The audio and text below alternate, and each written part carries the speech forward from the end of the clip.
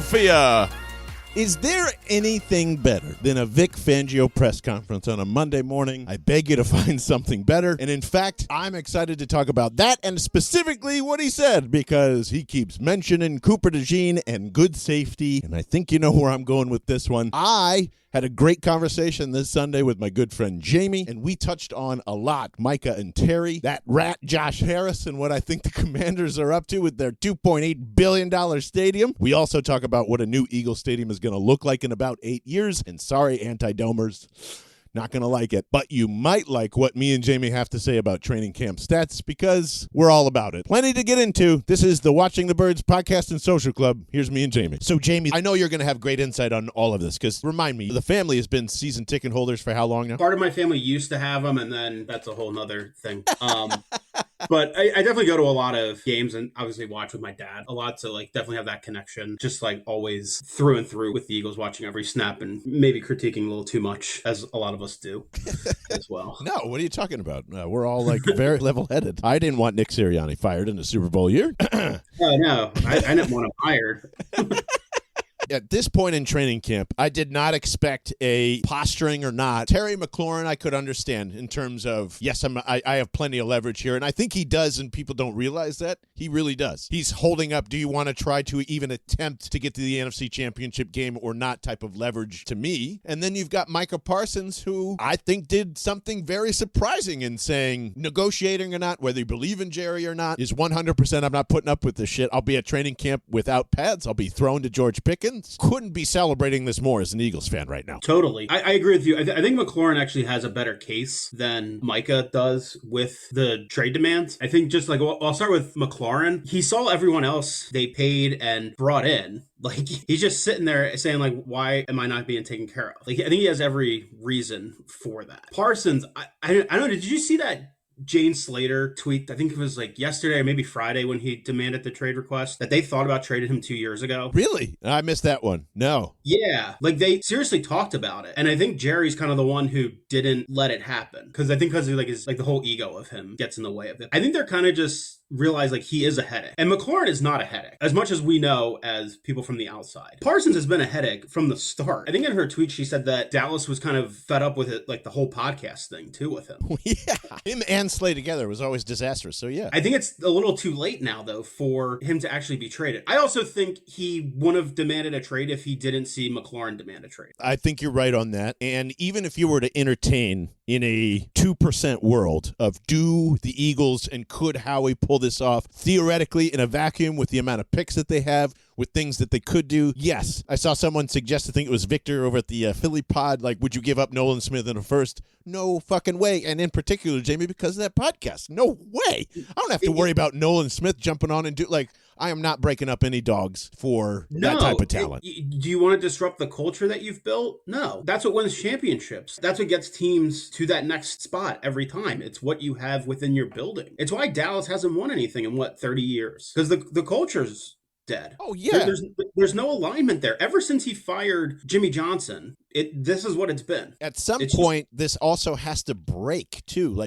Jerry has done this so many times, and it's probably just mostly social media, especially Twitter, gassing up everybody in a media negotiation, because I think this is what Jerry loves, too. His name and everything else, good or bad, is here in August. I think this might be one of the times that, I honestly could see someone negotiating and getting in there, especially if most of the room was thinking about trading him 2 years ago. And now what's the point? And what kind of culture are you building there anyway when Dak Prescott's doing the rodeo on day 2 of camp and saying, can't wait to go kick your ass and all this other stuff? Yeah, it's nuts. No, I don't want Mike. I don't even know if I want Micah Parsons here, period. Regardless how good he is, I wouldn't do it. The tough thing is, and I think it was Mike Garafolo said it yesterday on NFL Network, all these other teams have already allocated and budgeted their money for the season. Not many have anything left to redo a deal for him right now. It's going to be tough. This isn't like the Khalil Mack situation where Gruden was running everything and him and Gruden hated each other. Yeah. Right. I think that was the whole thing. Like they just didn't get along. Right. Or McLaurin. You're not hearing Dan Quinn say, we'll find a spot for him when he signs. Like he's not saying anything negative about him. Same with Brian Schottenheimer. He's not doing the whole Bill Parcells calling Terrell Owens the player. It's not like that at all. I don't know if you either get traded. It's very tough to trade tolerate either one right now. I don't think in a day and age where you could go on your own podcast and open up as much laundry as you wanted to for media leverage, if that's your thing, we're not going to get less of that moving forward, because I could clearly see someone in the Eagles locker room, and it already happened, like Slay. That was kind of a boiling point for people when he would go on and give his honest opinion, And it's this weird thing with fans where we want an honest answer and we don't want a bullshit PR answer, and as soon as they give an honest answer, we hate it. It's this crazy cycle of it doesn't seem like it helps anybody other than the person behind the microphone, and that's usually true. And I also say this, what is it going to take for an NFL team to essentially just have its own podcasting network so you can control that shit? Like, it's asinine to me that your players are going to do it anyway. The Eagles should be on the forefront of this. They should be building it. After Jason Kelsey's success and all this other stuff, like, what do you think they're going to do? So that's just a side note. It's a really good point. It's a really good point. I think it's also beyond just this league too. I think, any of the others as well fall into it. But it's a really good point that they should look. But you're starting nickel and you're starting safety, starting one in the offseason out of nowhere. It's just kind of like, all right, guys, well... that's always going to be it's interesting to see where it goes. Plus, this is the last thing on the contract situation, because I think we both feel the same way. The only other reason why I think this might be a possibility is the timing, if you've been paying attention to it at all, of all of this NFLPA drama that is happening at the moment. Yep. So I feel as though maybe these particular players have some help, if you know what I mean. Like, if there are some yelling in that direction of like, let's just wait until we revote for a new president and really figure out what's going on. But if I were the players right now, I'd be doing all of this. As an Eagles fan, and it's disrupting the chemistry, I fucking love it. And from a good for them NFL side, it works out that way too. So one of the main things that I'm going to say is going to get pretty interesting is something that the reason why I wanted you to come on in the first place, because let's stick with the Commanders. I don't know where to place my anger. I just want to fucking yell into a microphone, and I need you to help calm me down, I think, because Josh Harris is a fucking snake oil salesman, the best one of all time. He, after an entire, just 6 months ago, it feels like years ago, but it was just 6 months ago that he and the Sixers were holding SEPTA, Center City, and everyone else hostage. And during the season, while the Eagles are in the middle of their Super Bowl run, it was the Packers game. The Packers game, thank you. Adam Silver is there. Yep. Roger Goodell is there. Jeffrey Lurie is there. And suddenly, that Center City Stadium suddenly becomes, okay, we're going to stay here. And now, present day, we have heard through some great reporting through Jimmy and I think Crussing Broad and everybody else that, yes, the Eagles are going to move forward in building their own new stadium site to be TBH. And I have heard whispers about this for a very long time, going back pre-COVID. Like, you got to start getting the HVAC guys and all their estimates really early for billions of dollars going in. Yep. So that happens, and we'll get into the details of that.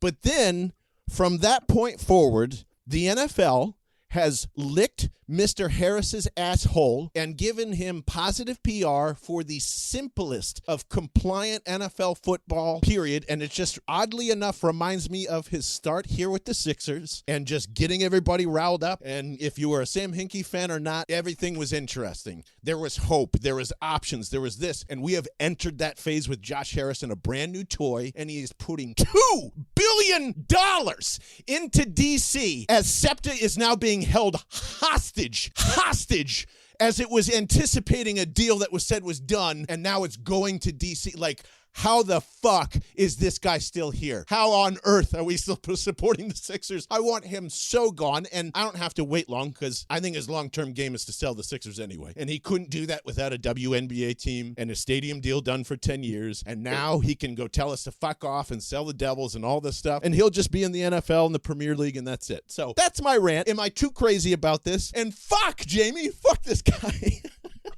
No, you're not crazy about it, because he's like the new age owner kind of way things are going, where it's just like they just want to buy as many teams as possible, and it does, and they don't connect. There's no connection of owning the Devils, Sixers, and Commanders. There's no connection of Fenway Group owning the Red Sox and the Penguins. Like there's like we've lost that, not entirely, but like we kind of lose the local guy owning the team, even though like Jeffrey Lurie is the best owner in the city and he's not from here. He still has a connection to, like, he made Philly his home. Like, you don't feel that with Harris at all. I mean, his pettiness from the start with the Sixers of putting the smallest font possible on the court that said Wells Fargo. It's just like one little thing after another with him. I think his end goal is to sell the two other assets of the Devils and Sixers at some point. It'll be interesting how it goes with the Sixers because it is 50-50 split, right? With him and Comcast for that new arena. Pretty sure it is. If someone can correct us on that, go ahead. He's going to have to sell after that's built, right? I would assume so. Like, because it's going to be hard to tell someone like, you're buying this, but here are the deals we already have in place for this new arena. It is very possible that Josh Harris owns close to or about as much as, or as a group, $2.8 billion in stock. So he can just go get all of that loaned out, borrow against it, say, what are you going to do about him? It would be really simple for him, honestly. So I don't think an actual dime of his bank account is going to touch any of this. And that seems pretty obvious. It's just $2.8 billion could have been used in Philadelphia. And he is not doing this for DC. The stadium, for what it's worth, looks amazing and modern, and he's showing off the locker rooms. They're trying to bring all these free agents in, but then that's what's weird about this franchise, because we'll stick with them and Terry stuff aside. Does this not look like a rushed version of, let's say, the 2018 to 20 Sixers, and they just put it into one off season? Totally. It's like you tasted success and you think this is the quick fix answer. I mean, as we know, as Eagles fans, it's not in the NFL. Like, you have to still have homegrown talent. I mean, they do. The Commanders do, but they still bring in like an older set of free agents, which doesn't really add up to having a young quarterback on a rookie deal. It doesn't really add up to me. The stadium he's doing in DC, is that city funded to a degree, right? I believe so as well. He's putting up 2.8, and then the city's doing X amount, which is well below that. I don't think there's a match there. Again, like somebody can correct us on this. 600 million or something like that, I think. That would sound like a good. I couldn't remember if that was them or the Browns doing that much. Yes, but basically I think they're copying each other's model on this for the most part. Yeah, I mean, the whole SEPTA thing is the loser of this all, which is the worst loser to have, because you're about to face all these cuts. I don't know, maybe I'm just too negative. I just don't think a deal's getting done with them. I don't either. We got 3 weeks or less, right? Yeah. Yeah, I don't think Harrisburg's and then it goes into effect January 1st, right? I don't think anything gets done there.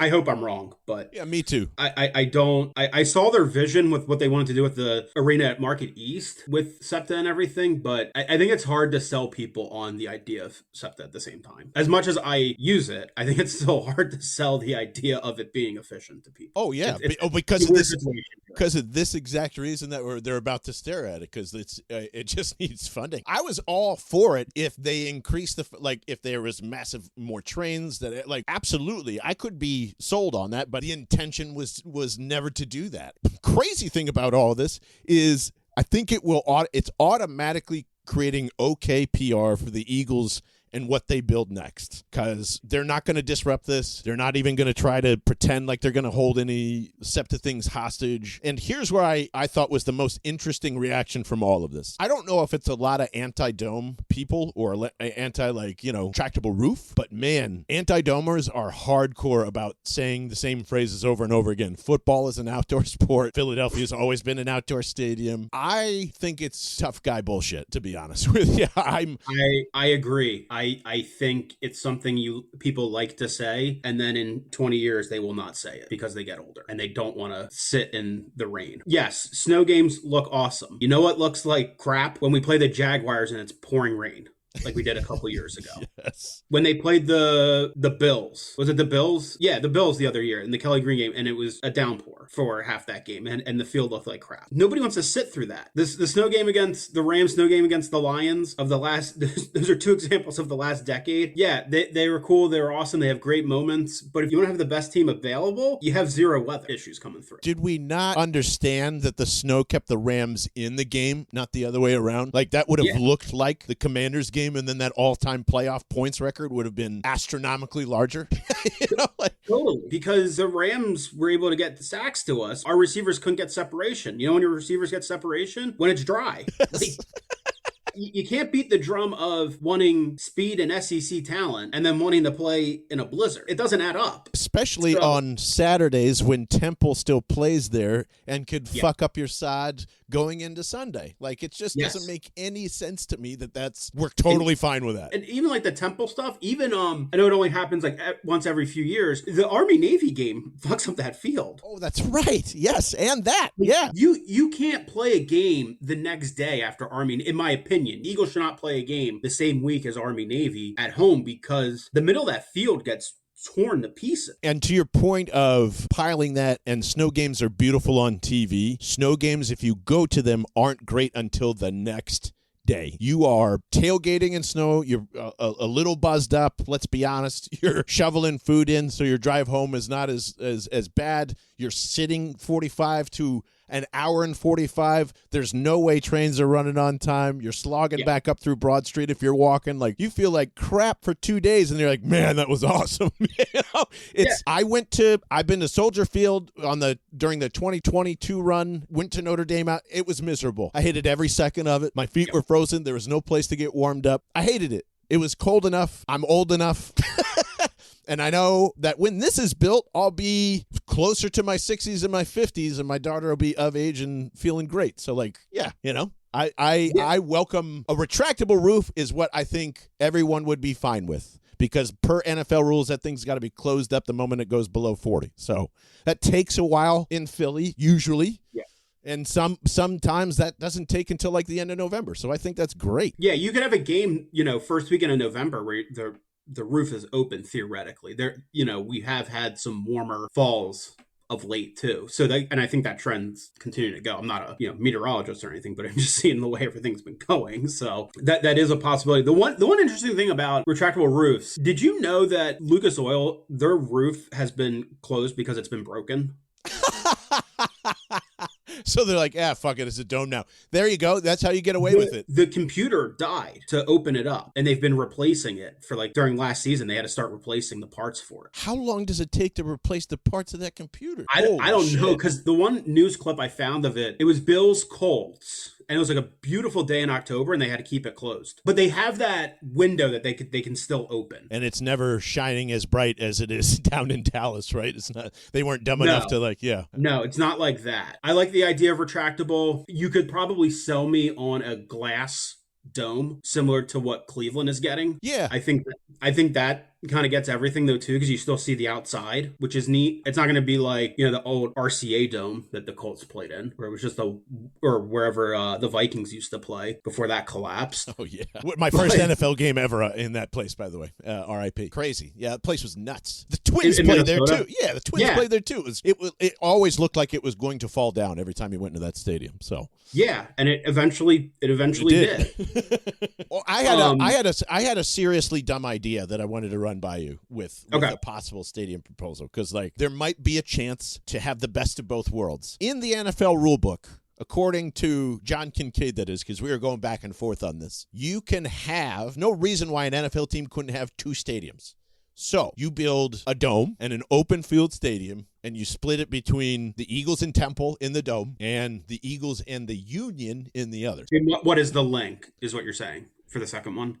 Just put them wherever the new site is. Build two stadiums. Okay. Oh, okay.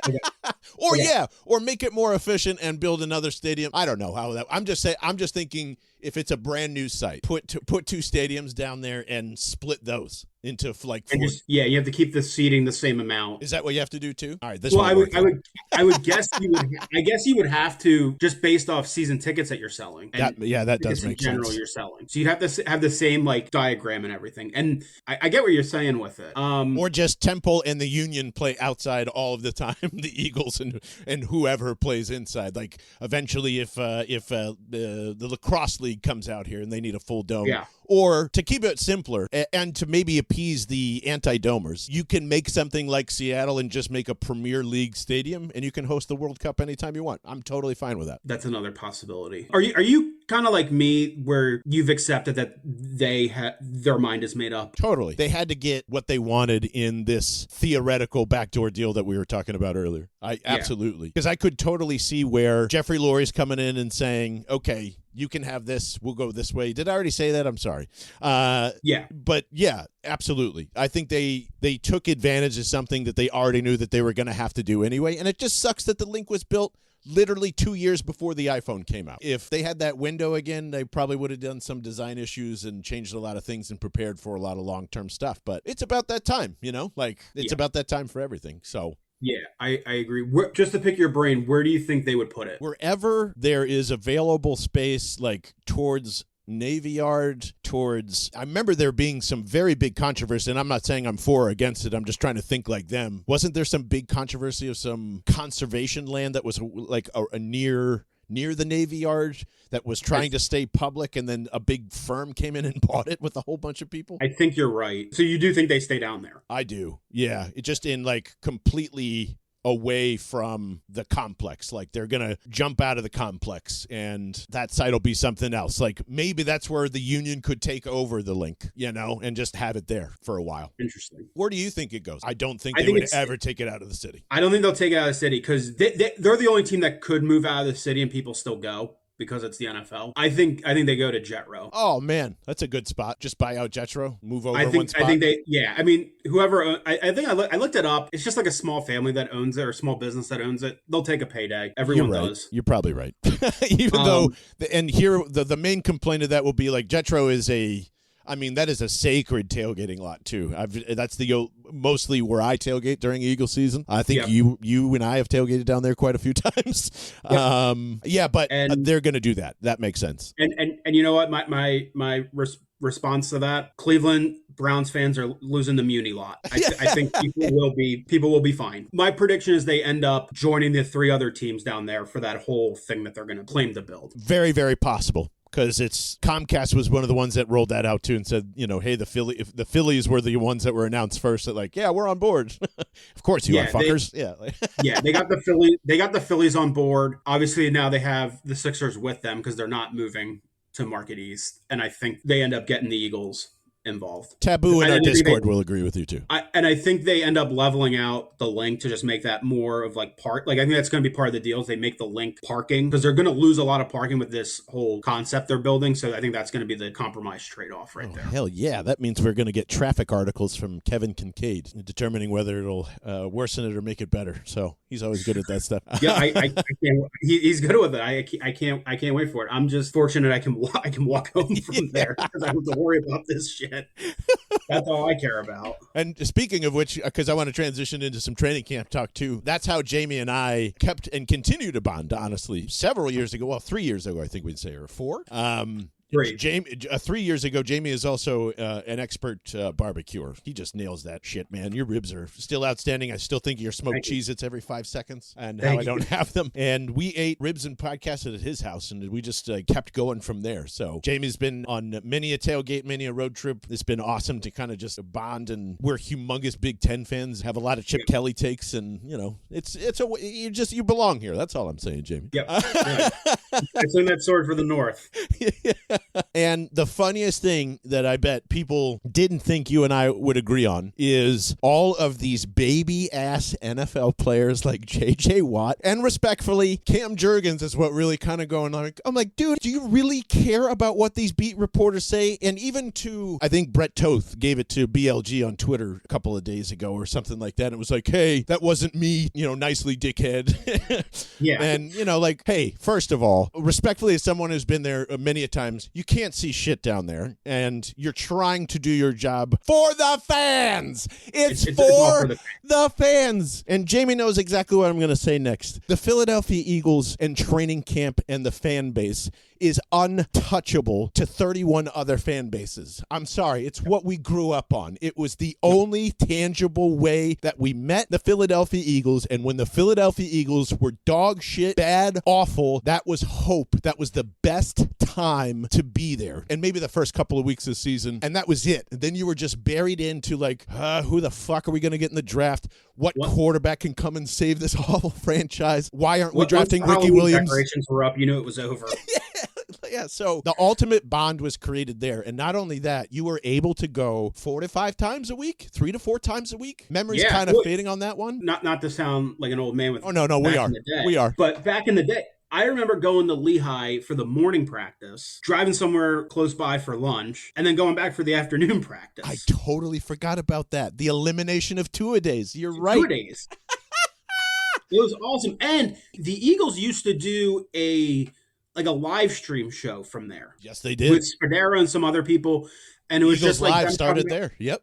Yeah. Elliott Shore Park's stats. He was the first to do it, I believe. As soon as Wentz and Hurts came together, that's when he started tracking, as I remember. Yep. He started tracking, putting it out there for Twitter. It's for the fans. I think because he's the first one to start it is why people get upset, because he's the easy target. It's really just for fans to be like, okay, this is what I'm missing because I can't be there. A, they shut it down to fans, and B, I'm not an influencer that I get a free pass to go see what's going on. Yeah. Like that's it. It's just for the fans to know, like, okay, this is how Jalen Hurts is doing with passing. Do I need the grade out from him? Probably not, but it's good to just see the 15 of 20 with a touchdown. And that's what I keep telling people. Some of this, all of it is just stuff. It's just stuff. It doesn't mean it's observational. Some of it is information. Some of it is news. Some of it is great quotes. But most of it is just stuff. And to everyone's point about Elliott Shore Parks in general, of course, we know what the man does in general. However, his clock is broken, and the Eagles fan base clock is broken at the same time, and that is why we need Elliott. This is his time to shine. That beautiful blonde hair, writing all these dumb notes down that no one really cares about other than him, but he puts the most effort into training camp. Not just with stats, with detailed tweets, because we can't see anyone throw. And the Eagles, sure as shit, don't want you to know what formations, personnel. It's one of the most restrictive video training camps in the NFL. You look at Dallas, Chicago, the Commanders. Go film our 11-on-11 sessions. Are you guys fucking nuts? Like, no, get out of here. On top of that, there's a billion beat reporters down there too. You got to stick out with something other than reading, like, no disrespect to Martin Frank tweets that say the same thing as Ed Kratz tweets that say the same thing as Kemsky tweets. So, exactly. Sorry, Elliott does the best job at training camp. Jimmy Kemsky does the best job at comp picks. Have a thing. That's what you got to be. Yeah, no, I agree. I totally agree with you. And the other thing is, if no beat reporters for the Eagles did that, and then they saw a beat reporter from another team doing it, they would get upset that none of the Eagles beat reporters are doing it. Yes. I actually believe he might have started a trend in other training camps, because it's just like, well, we might as well, just in case it means anything. And I will say this, his information, at least from my end, went like this. Oh, Jalen Hurts is throwing more. I wonder if that means this. The very next week, he goes and says, actually, Saquon's now running the most he's ever run, just as much as Jalen's throwing the most he's ever run. So I just went, oh, you know what's happening here? They're beating the last bits of celebration out if you had them. And the two captains are working as hard as ever the first couple of weeks of camp, because you've got a fucking CB2 battle going on. You have got a bunch of linebackers from UDFA to all pros that could all make this team. When has it ever happened in our lifetime? I didn't feel any of this coming off of the 2008, 17, 18, transition, mostly because we were drunk and still celebrating for like 7 months. But everyone is young, hungry, and we don't know who the fucking CB2 is yet. And today, Dory Jackson flip-flops again with Ringo. So, like, I want to know everything that Elliott's tweeting. Everything. I agree. I agree with you. It's it's one of those things where it's like you take a break from work or you get done work, and he's the first one I go to just get a recap of what was going on. It's just easy for me to see it that way. Like, this is the one time that paying for Twitter pays off, because, like, it's a laundry list of here's what happened. Awesome. Yeah. Elliott gets it. Now, for the other 9 months, we can ignore most of what he says. Like, it's just, or embrace it. I don't give a shit. Whatever. And that's what's funny, too, is because, like, no one cares about the Deshaun Jackson thing. That's it. Like, it's done and over. So it's over with. We said our piece. We moved on. It died off. It comes back, every 2 years or so, it seems, but doesn't really exist. He outlasted Shady McCoy in the media game. They immediately went to college coaching. Outstanding. Forgot about that part, too. But overall, here's what I think, buddy. Come hell or high noon, Saquon's the target. Don't care what anybody else thinks. That 63%, that is a crazy number, by the way. They ran the ball 63% of the time, quarters 1 through 3, when it mattered, when the game still mattered. And they will continue to do that. I love all this outside noise that they had no part of. This is just started by a bunch of media personalities, a bunch of power rankings that put Jalen at 9 or 10, constantly seeing Geno Smith and all this other different stuff. They're throwing the ball. Politics, outlines, Jalen will do whatever it takes, but if people don't understand that they are at least preparing to throw the ball a lot, with Scotty coming in from Grambling, and Kevin Patullo will hand it off to Jalen, but let's not pretend that he loves to fucking throw the ball too. So they're preparing, in my mind, not dictating, but they're preparing. You agree with that? I do agree with that. I think they end up throwing it more. I think it makes for better opportunities for the receivers that we have. I don't know how much they're going to rely on Saquon, because now with Dylan, maybe you can get a couple, breathers here and there. Oh, you didn't just say that, did you? Come on, A.J. Dillon's going to be cut before week 1. He's going to be... I just wanted to be on your side on that one. Well, congratulations, you did it.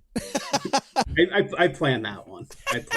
The other crazy thing is, just seems like their rotation of UDFA running backs, and can't remember out of that D2 kid from, I think, Arkansas something or other. I put on his highlight tape the other day because I didn't really know too much about him, and the next thing I know, he's sliding like 70 yards and has all these 1AA records and all this other stuff. So it's just like, there is so many different options at kick returner. I think even if Ringo ends up winning CB2, Jackson becomes your punt returner. That kid could easily be a kickoff returner. It loosens up Cooper, and I think, unfortunately, or maybe fortunately, Cooper DeJean's punt returning days are basically over. He's going to be way too valuable for the offense, which was my last question to you. Probably a good thing if he doesn't do it. Yes, at this point, he's done. Yeah. Because this kid's playing safety this year.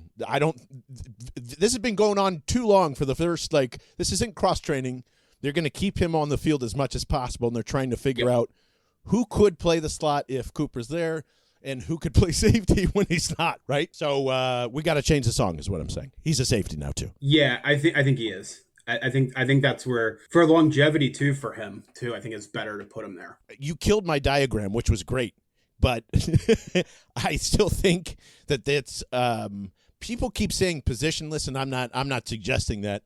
I just think you can confuse everyone so much with your back 4 or 5, depending on what you want to drop in, that there's multiple inverted cover 2s, and the only reason why I believe we're having hesitancy now is because a wide receiver dinged up Makuba, who's no longer on the team, and once we start seeing tweets about that, a couple of preseason games, if he can get one in here, we're going to change our minds with that and Jahad Campbell. I think it's just an incredible back 7 if you want it to be. Totally. It's going in the right direction with it, and obviously trust Vic with that too, to make those decisions. Makuba is going to be interesting too, because maybe he's more of the next year safety, and that's a different conversation. And it could be where they're not like, we need him immediately, which I think is the right way to draft, but maybe that's what their focus is with him. A very similar arc to the exact same thing they did with DeJean last year of, hey, you're coming off this injury, you haven't played ball in a while, let's just get your motor running. And then he got injured in camp too. So it was just like,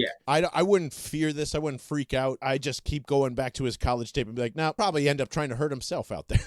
He wants to play so bad. So which happens far too often in the league, I feel. Yes, but I'm excited, man. Tweet as much as possible from training camp, from everybody. I don't care what it is. If somebody's taking a piss at the goalpost, I want to hear about it. They have joint practice next week, right? Yes, which is like the best time. Yeah. Yeah, that's going to be really one to take in all the tweets and stats from that, too, because you're going to also want to look at the beat reporters from Cleveland as well for that, to see what they're saying of how they're viewing it, too. I don't understand why the NFL doesn't just sell tickets for open practices the entire week you have joint practices. That should be the thing that the Eagles sell, not this one that they have coming up in a week or whatever. Yeah, it's insane to me. And it's because you can have cameras there and you're not there for that. But at the same time, like, who cares? It's a preseason game. You're there with the enemy anyway. So like you guys are going to go over your own film. Doesn't make much sense to me, other than we could have our opening old man training camps back and go to 3 or 4 of them during the week if we wanted to, Well, Jamie, I appreciate it, man. I love talking to you about all this stuff. Appreciate you having me. Of course. And I would say go Phillies, but I'd be lying. So Oh, still got a couple months to go. It's gonna be a bit. I'll see you in the NLCS, my friend. That's what I think is going to happen here. So I hope so. I hope so.